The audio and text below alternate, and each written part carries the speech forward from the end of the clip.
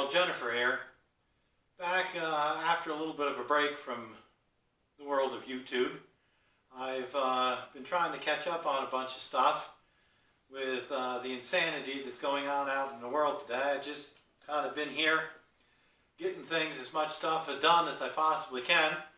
I've got some work done on my Ford, the Ford Ranger I have that I'm trying to turn into somewhat of a small hot rod, and learn as much stuff as I can about adding and modifying some parts. I've taken the valve covers, cleaned them up really nice on the motor, and kind of found a really nice metallic blue in Walmart in a spray can, which has been nice, so that I can dress up the engine a little bit. Valve covers, the water pump, or the timing chain cover, the water pump that's behind me on the floor, going to get that painted up.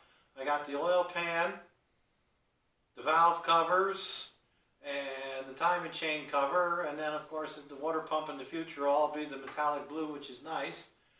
I found that my donor vehicle actually had electric mirrors on it, that the previous owner had no clue how to wire up electric mirrors, so they were just on there. They looked pretty good, and I like this style of mirror, nice kind of round and everything. I of course don't like the color at all. I believe the whole truck in the end is going to hopefully be a metallic blue, something similar to the engine colors I've been painting. In amongst this, regular life has to go on. My brad nailer has decided to quit nailing, so I got that partially apart here, trying to figure out why it won't nail.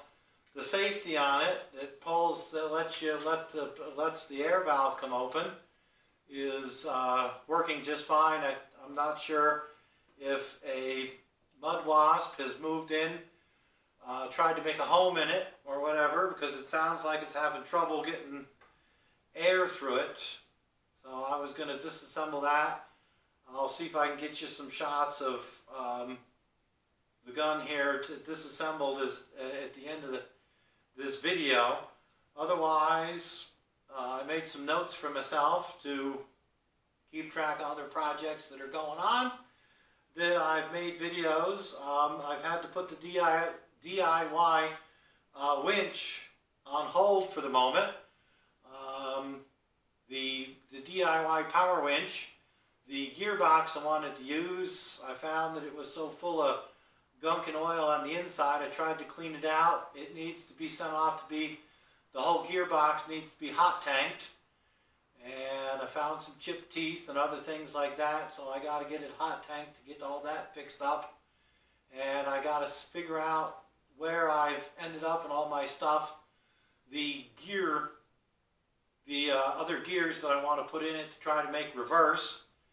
And also I've got an idea how to turn the, move a gear on the actual winch to make a free spool, which I think will help out tremendously in a lot of jobs where I can just, instead of having to power out the cable constantly, or disconnect the power drive and then have to run all the gears to run out a large amount of cable, I've figured out a free spool for it. I've disassembled the entire winch so that it can be sandblasted. Parts of it were getting pretty rusty, and all the paint had completely come off of it. So I was going to get that sandblasted and then get it and repaint it the same wondrous safety orange that it is. The lawn tractor forklift, the hydraulic tank, that's on hold. I have some real design issues, and I want to get some other things finished up first before I get into the that project of clogging up the garage bay here with a lawn tractor.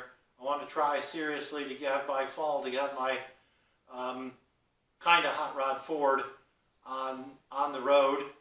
I've gotten the manual call. One body, of course, was manual, and the other body was automatic. So I've got the body that was in tougher shape. Disassembled the pedal assembly out. Wow, my God, did Ford do a crazy thing with all sorts of crazy stuff up underneath the dashboard for the to hang the pedal assembly. I got the steering column out of it that has no automatic gear shift stuff on it. So I was going to swap that. I'm also in the hunt for a specific steering wheel that I'd like much better than the stock. The nice thing that the Ford is a 94, where the following year, the 95s, they did airbags. So I'm very glad that this model turned out, the models I have turned out to be 94s, so that I don't have to deal with the stupidity of airbag junk and things like that. So that's my update. I'll see if we can get some other pictures real quick here of what's going on with the nail gun, get through that project, and get back and get you some Ford updates in the future too.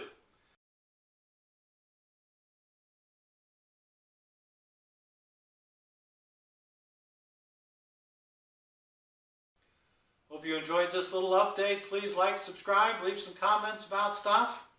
The other thing I'm looking for, I almost forgot, is if anybody's got a book out there on a Ford F-150, if they could send me the wiring diagram of the electric mirrors, how they're wired to the 8-pin switch, would greatly be appreciated. Thank you.